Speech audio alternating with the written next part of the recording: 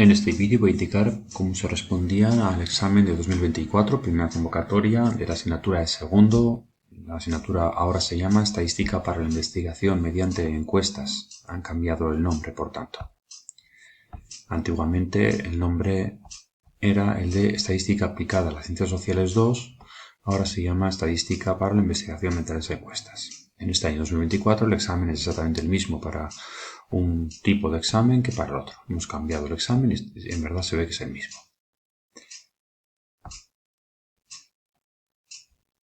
El ejercicio o el examen constaba de 3 cuestiones. La primera de ellas había que hacer un contraste de hipótesis sobre una sola media. Concretamente nos daban una muestra obtenida a partir de 20 personas con una media y una desviación típica y nos preguntan si la verdadera media, que era 4,05, en este caso la media había disminuido.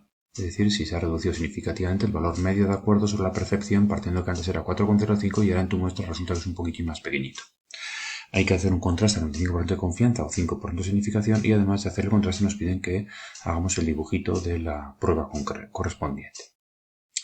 Bien, en primer lugar, lo que hay que confirmar es que la hipótesis nula diría que la media es mayor o igual que 4,05 frente a que fuese menor que 4,05, que es la alternativa. Recordemos que la hipótesis nula es la que incluye siempre el igual. El estadístico contraste a aplicar se llama T de student, en este caso con n-1 grados de libertad, y la fórmula la tenemos aquí indicada. Vamos un poquito más de zoom por si acaso se ve mejor. El 3,56 era la media que nos habían ofrecido en el ejercicio. 4,05 es el valor de la hipótesis nula y asimismo la desviación típica de 2,05 y el tamaño de la muestra era 20. Por lo tanto, tendríamos que poner aquí 3,56 menos 4,05, desviación típica, raíz cuadrada de n-1, porque la desviación típica no es sesgada. Entonces nos queda menos 0,49, que es la diferencia entre las medias real y teórica, y el error típico de 0,57. En definitiva, el estadístico de contraste me ha dado menos 0,85 aproximadamente. Para rechazar o no la hipótesis nula tenemos que saber que la región de rechazo de la hipótesis nula iría desde menos infinito hasta menos 1,729. Esto se podría ver con la tabla de la T de Student que nos dan en el libro. En el libro aparece esta tabla T de Student, que es un poco problemática porque vale para sacar T de Students de contrastes bilaterales, no unilaterales, con lo cual hay que adaptarlo. Es decir, si esto de aquí es el 90%, se supone que la colita que no está rayada aquí es un 5% y la otra colita es un 5%. Como mi contraste es unilateral por la izquierda, yo creo que esto sea un 5% y de aquí para la izquierda hasta el final sea 95%. Por lo tanto, hemos de entender que la zona que viene en la tabla, esta es 90%. Por eso tendremos que ir a esta columna y no a esta columna. 90% del medio, que es lo que viene aquí dibujado, más 5% que yo lo añado en mi cabeza. Luego buscamos la columna del 90 y buscamos la fila del 19 grados de libertad y encontramos este número que es 1,729. Entonces este número 1,729, repito, es la fila 19, columna del 90, porque si tengo 95 de aquí para la izquierda es porque en el tramo grisáceo es 90. Luego ya tengo que el valor de la T de Student para rechazar la hipótesis nula, el valor crítico es menos 1,729. Si no alcanzas este valor, estás por la izquierda, se rechazaría. Si estás por la derecha, no se rechazaría, que es lo que nos pasa a nosotros. Mi valor no cae en la zona de rechazo, luego no hay motivo para rechazar la hipótesis nula. La otra forma de comprobar que se rechaza o no una hipótesis nula, recordamos, es mediante un gráfico. Es decir, mediante lo que se llama el p-valor. Optado por dar el gráfico de lo que es el p-valor que estamos buscando. Es decir, el p-valor no es más que la probabilidad de que la T de Student sea menor que la que tú has establecido, este tramo que está como en rosa, y el cálculo mediante el ordenador me encuentra este resultado. Con las tablas vuestras podéis estimar que el resultado estará entre el 20 y el 25%. Para ello lo que habría que hacer es ir a la fila 19 y en esta fila 19 buscar a ver entre qué valores se ubica el resultado de tu fórmula. A nuestro resultado era menos 0,85, por lo tanto lo que hacemos es buscar en esta fila 19 que el menos 0, bueno, un valor positivo o negativo no importa porque es simétrica, el 0,85 se encuentra entre estos dos valores. ¿Eso qué significa? Que se encontraría entre la columna del 50 y 60, es decir que esta zona rayada valdría entre 50 y 60. Entonces planteamos, supongamos que valga 50, si esto vale 50, la parte de aquí valdría 25. Con lo cual 50 y 25 son 75, por lo tanto la zona que no está rayada, que está aquí a la izquierda, también valdría 25. Ya tengo un primer valor. Por otra parte, si esto es 60, me faltan 40 pegar al 100%, luego aquí otro 20. Luego 20 de aquí más 60 de aquí habría 80, luego ese tramo de aquí ahora valdría 20. Luego significa que mi probabilidad estaría entre un 20 y un 25% de probabilidad. Bien, que es más o menos lo que hemos obtenido. Bien sea porque la P es más grande que alfa, o bien sea porque nuestro valor estaría en la región de aceptación de la hipótesis, no hay motivos para rechazar la hipótesis nula. Por tanto, no se puede hablar de una reducción en el valor medio de acuerdo. Es decir, no es cierto que mis datos evidencien que la media haya disminuido. Dicho de otra manera, mis datos son compatibles, el 3,56 es compatible con una población cuya verdadera media pudiera ser de al menos 4,05. Si vamos a por el segundo ejercicio es un ejercicio de regresión lineal simple. Entonces lo que tendríamos que hacer es simplemente calcular la recta de regresión y a posteriori calcular el residuo para cuando la variable x independiente, que es autoubicación ideológica, valga 5. Entonces lo que vamos a hacer es en primer lugar calcular la ecuación de regresión, para lo cual necesitamos conocer el valor de a y del valor de la letra b. Los valores a y b se obtienen poquito a poco, la ecuación que hay que sacar es esta. Para sacar esa ecuación tendríamos que primero saber cuánto vale la letra b. Y una vez conocida la letra B, la podemos meter aquí para calcular la letra A. Pero primero está que para sacar la letra B necesitamos conocer la covarianza. La covarianza tiene esta expresión. Y esta expresión requiere que conozcamos el sumatorio de xy. Así que vamos a ir por partes. En primer lugar vamos a ver cómo sacamos el sumatorio de xy. El sumatorio de xy saldría simplemente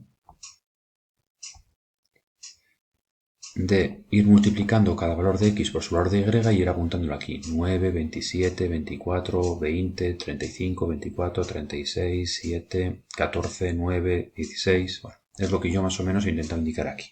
1 por 9, x por y más x por y, hasta ya estará 9 por 1 y 8 por 2. 9 por 1 y 8 por 2.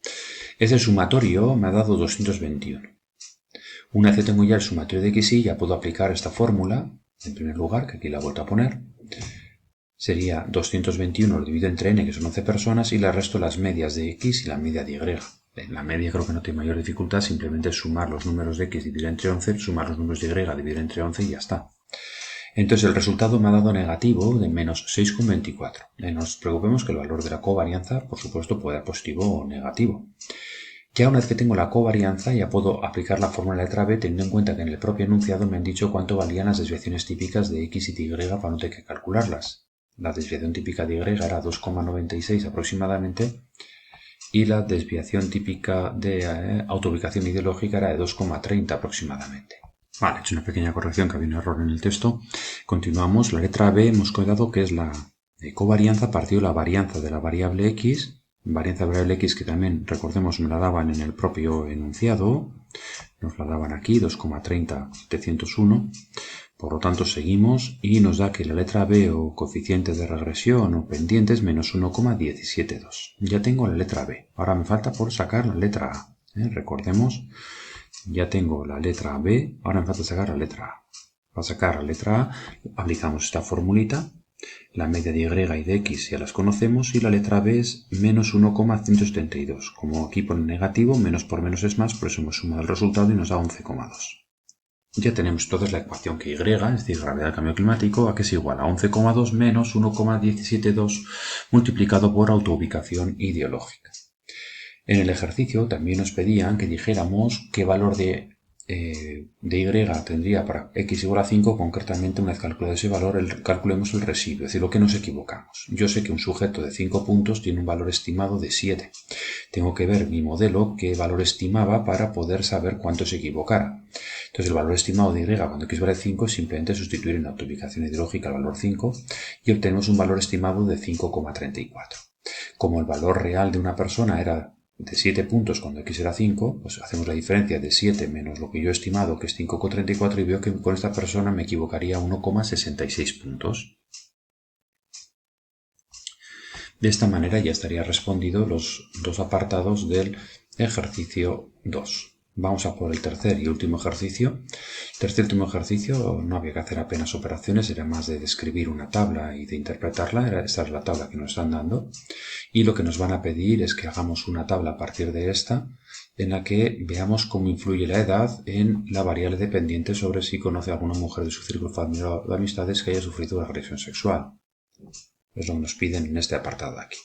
que juntemos a la opinión de mujeres y hombres, clasificando solamente en función de que tenga más o menos de 50 años. Vamos a buscar el resultado. Aquí está. Esta sería la tabla que yo creo que habría que sacar, en la que simplemente hemos hecho la suma de las tablas correspondientes, es decir, las celillas correspondientes. Personas que dicen que sí de menos de 50 años son estos 266 hombres y estos 277 mujeres. Ahí tengo la primera casilla. La casilla de la derecha sería los noes de gente de menos de 50 años, que son estos números y estos. Ahora habría que sumar este 131 con 211 y por último 459 con 714 para no hacer distinción de ser chico o chica. Bien, eso es lo que más o menos aquí tenéis indicado. He puesto a la derecha los resultados de las sumas y los totales. Una vez hecha la tabla, dice que no es necesario calcular el g cuadrado de la tabla, comenta adecuadamente las relaciones observadas en la tabla que has construido.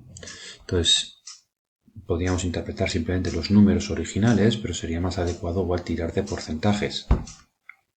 Porque, por ejemplo, estos 342, pues parece que son poquitos, o a lo mejor dicho, estos 543 puede parecer que sean poquitos, pero igual este número en términos relativos es mucho más grande que este 745, ya que es 543 menores de 50 años que dicen que sí, de un total de 885 síes. Y este número dice que no, pero de un total de 1618 no es. En definitiva, la interpretación de los resultados yo lo voy a hacer conjuntamente entre el apartado B y el apartado C. Me explico.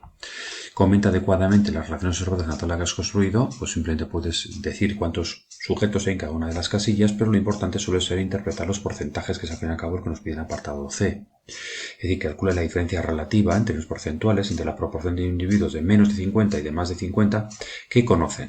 Pues entonces simplemente lo que están preguntando es que compare estos porcentajes. Es decir, que como la variable independiente es la edad, y en este caso nos la han puesto en filas, aunque suele ser habitual ponerla en columnas, como nos la han puesto en filas, pues voy a hacer que el 100% lo sume en las filas. Es decir, voy a hacer la regla de 3 de 543 de un total de 1288 y eso me va a dar un 42,16%. De igual manera, los 745 sujetos restantes de menos de 50 años que dicen que no representan un 57% del total de personas. Y lo mismo con las personas de más de 50 años o más. En definitiva, me fijo en que el 42% de las personas de menos de 50 años conocen a alguna mujer que ha sido víctima de una agresión sexual, mientras que entre las personas más mayores, solo, entre comillas, el 28% de esas personas conocen a alguna mujer que haya sufrido agresión sexual. Es decir, que hablamos de una diferencia de unos 14 puntos porcentuales, prácticamente un 50% en términos relativos. Es decir, lo que me encuentro es que hay muchas más personas de menos de 50 años que han asistido, por desgracia, a esa situación, que el porcentaje de personas de más de 50 años que hayan asistido a dicha situación. Dicho de otra manera, por ejemplo, podéis haber advertido que mientras que más o menos 1 de cada 3 personas sí que ha sido testigo de esa agresión, o bueno, testigo, que conoce, mejor dicho, a una mujer que ha sido víctima de esa agresión, 1 de cada 3 personas, veo que este porcentaje aumenta hasta un 42% entre la gente de menos de 50 años y en cambio disminuye al 28% entre la gente de 50 años o más, en lo cual podría evidenciar una posible relación entre las variables más o menos manifiesta, pero que no podemos confirmarla porque no nos han dejado hacer el G cuadrado. Y el ejercicio era un poco así sin sorgo, el último de ellos, porque no había que hacer más operaciones que simplemente interpretar la tabla que teníamos. Y con esto terminamos la revisión del examen de Estadística para la Investigación de Encuestas, nueva asignatura de segundo curso de Sociología de la UNED.